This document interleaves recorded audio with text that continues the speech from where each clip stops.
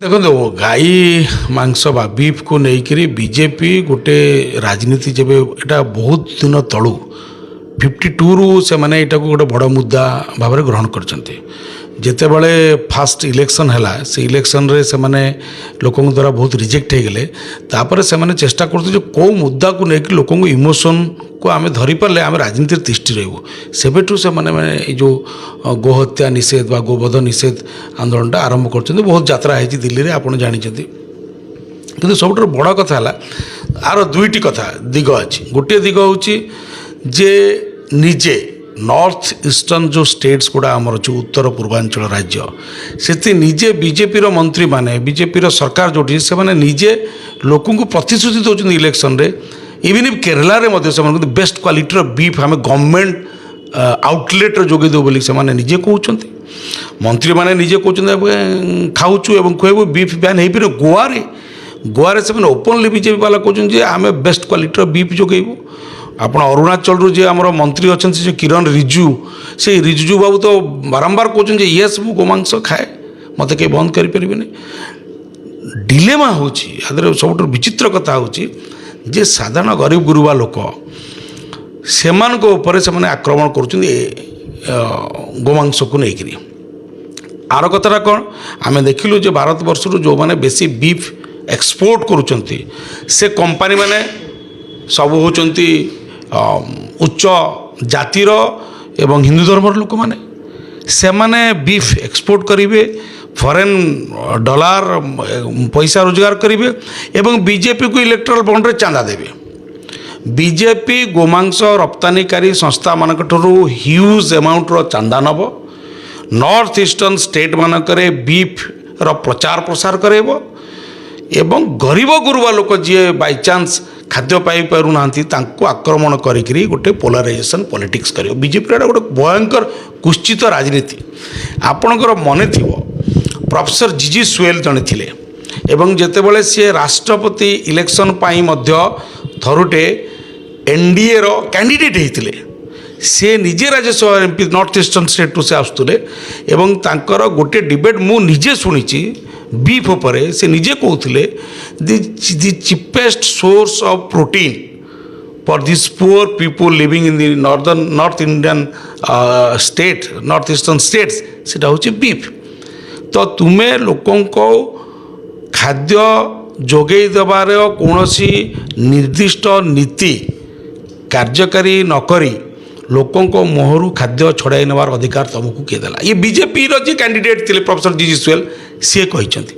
ଏବଂ ଆଉ ଗୋଟେ ଘଟଣାର ମଧ୍ୟ ଏଠାରେ ଅବତରଣ କରିବା ଖୁବ୍ ଜରୁରୀ। ଆପଣ ଦେଖିବେ ପ୍ରଧାନମନ୍ତ୍ରୀ ଯିଏ ଥିଲେ ତାଙ୍କର ବଡ଼ ନେତା ବାଜପେୟୀଙ୍କର ଯିଏ ଜୀବନୀ ଲେଖିଛନ୍ତି ବିଜୟ ତ୍ରିବେଦୀ ବାଜପେୟୀଙ୍କର ଅତ୍ୟନ୍ତ ଘନିଷ୍ଠ ଥିଲେ, ତାଙ୍କର ପିଆର ବୁଝୁଥିଲେ। ସେମାନେ ଲୋକସଭା ରାଜ୍ୟସଭାରେ ମଧ୍ୟ ସାମ୍ବାଦିକତା କରୁଥିଲେ। ଆଉ ସିଏ ଯେତେବେଳେ ବାଜପେୟୀଙ୍କ ସାଙ୍ଗରେ ବହୁତ ବିଦେଶ ବୁଲିଛନ୍ତି, ସେ ପ୍ରଧାନମନ୍ତ୍ରୀ ଥିଲାବେଳେ ତାଙ୍କ ସାଙ୍ଗରେ ବାଜପେୟୀଙ୍କୁ ତାଙ୍କର ରାଜନୈତିକ ପୁରା ଜୀବନଯାତ୍ରାକୁ ସେ ପାଖରେ ଦେଖିଛନ୍ତି। ସେ ଗୋଟେ ବହି ଲେଖିଛନ୍ତି। ସେ ବହିର ନାଁ ହେଉଛି ହାର ନେହି ମାନୁଙ୍ଗା ଏବଂ ସେ ବହିର ମୁଖବନ୍ଧ କିଏ ଲେଖିଛନ୍ତି ରାଜନାଥ ସିଂ ଯେତେବେଳେ ଦେଶର ଗୃହମନ୍ତ୍ରୀ ଥିଲେ ସେତେବେଳେ 2016 ମସିହାରେ ସେ ଲେଖିଛନ୍ତି ଯେ ଏ ବହିଟା ହେଉଛି ବେଷ୍ଟ ବହି ବାଜପେୟୀଙ୍କୁ ଜାଣିବା ପାଇଁ। ଏବଂ ସେହି ବହିରେ ବିଜୟ ତ୍ରିବେଦୀ ଲେଖିଛନ୍ତି ଯେ ଇଣ୍ଡିଆନ୍ ଏମ୍ପିଜ୍ ମାନଙ୍କର ମେମ୍ବର ଅଫ୍ ପାର୍ଲାମେଣ୍ଟ ମାନଙ୍କର ଗୋଟେ ଟିମ୍ ଡେଲିଗେସନ୍ ଯେତେବେଳେ ବିଦେଶକୁ ଯାଇଛି ଏବଂ ସେଠି ରାତିରେ ନୈଶ ଭୋଜନ କଲାବେଳେ ବିଫ୍ ପରସା ଯାଇଛି ଏବଂ ବାଜପେୟୀ ସେ ପାଖରେ ହସିକିରି ସମସ୍ତେ ଖାଉଥିବାର ଦେଖିକିରି ଜଣେ ପାଖରେ ବସିଥିବା ଆଉ ଜଣେ କଂଗ୍ରେସ ସାଂସଦ ପଚାରୁଛନ୍ତି ଯେ ସାର୍ ଇଏ ତ ବିଫ୍ ହେ। ବାଜପେୟୀ ହସି କହିଛନ୍ତି ଇଏ ଥୋଡ଼େ ନା ଇଣ୍ଡିଆନ୍ କାଉ ହେ।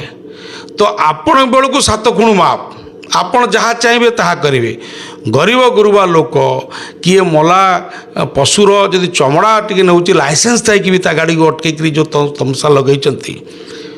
ତେଣୁ ଏଇଟା ଜଣାପଡ଼ୁଛି ଯେ ଏଇଟା ହେଉଛି କେବଳ ଗୋଟେ ଭାରତବର୍ଷକୁ ଗୋଟେ ମୂର୍ଖଙ୍କ ଗଣରାଜ୍ୟରେ ପରିଣତ କରିବା, ସିଭିକ୍ ସେନ୍ସ ନଥିବା ଗୋଟେ ଆଟମୋସ୍ଫିୟର ତିଆରି କରିବା, ମିଛ उग्र उन्मादना तैयार करवा लोकंकर मूल एवं मुख्य समस्या को एड़े देकरी धार्मिक जो आपणकर अफिम टेड़ा खुईक लोक निशाग्रस्त करवा एवं सत्तारे रहिबा ये हूँ बीजेपीर जीवन दर्शन आकु इम्प्लीमेंट करने गाई गोटे सस्ता राजनीतिक कंचामाल होती कौन सी गाई कवि प्रति श्रद्धा प्रेम नथिला एटा नेहरू मध्य प्रदेश रे 52 मसीह सभा करी विदिशा एटा कही सारी किसी प्रेम प्रेम नाई गाई प्रति किसी गाई की भल पाती एमाने गाई को नहीं राजनीति करने चाहती आपण यही सरकार अमल बीफ एक्सपोर्ट फॉरेन को करू जो जाऊँगी रप्तानी तार परिमाण जो भाया बढ़ुची एथुरु जना पड़े सरकार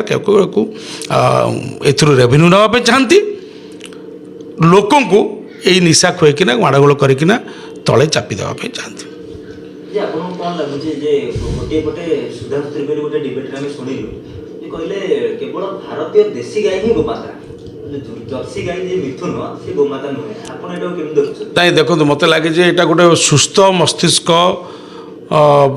थिबा कोनोसी लोक एभली प्रलाप करे ना हमर गोटे कुआ जाय ना पागलर प्रलाप से व्यक्तिटी से श्रेणी बोली मु उपनीत हेली जे तुमे जदि एक कथा कहूछ माने तुमे केते जो कह दैत्य चरित्र डबल स्टैंडर्ड ये मैंने होती से गोटे कह हाइड्रा हेडेड कौन क्रिएचर आकर बहुत प्रकार मुंड अच्छी हाइड्रा भाया एमाने जितेबाला जोड़ा सुविधा दरकार से कथा से कहीदे बाबू तुम्हें ताले कह जे से गाईर ए गाईर भीतर क्षीर भितर कौन डिफरेन्स अच्छी से गाईर ए गाईर घी भितर लवणी भितर कि डिफरेन्स अच्छी ताले सेटा से गाईर घी फीओ गुड़ा तुम जो यज्ञ आरती करवा उचित कि नुह से भगवान संतुष्ट हे ना अपवित्र हो अरे भाई ये स्पष्टता जान से स्पष्टता किसी ना ये हूँ केवल लोक भ्रमित करने उद्यम एवं जो कहते भड़िकी भଳି भेड़िकी बीजेपी आउ कहीं ना सरिकी